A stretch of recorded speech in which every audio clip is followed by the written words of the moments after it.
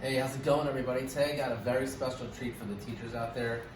This is a really cool game that I developed kind of last year or the year before that the kids really seem to enjoy.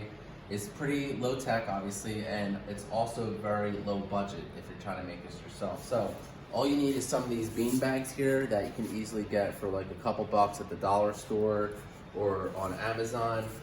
You may already have some of those floating around at your house. And then as you can see, I have about 4 of these beach buckets here, all about the same size that we have used.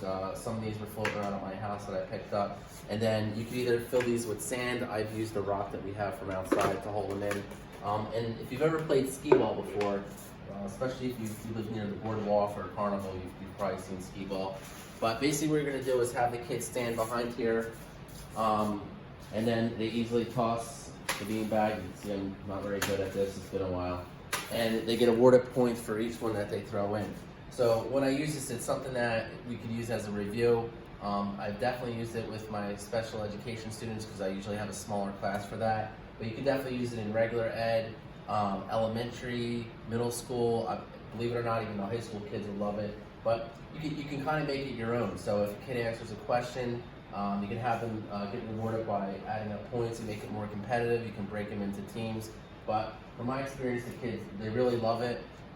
When the weather breaks and gets nice, you could easily take this outside and have them do it outside, just get some fresh air and all that. But otherwise, like I said, it's very low budget.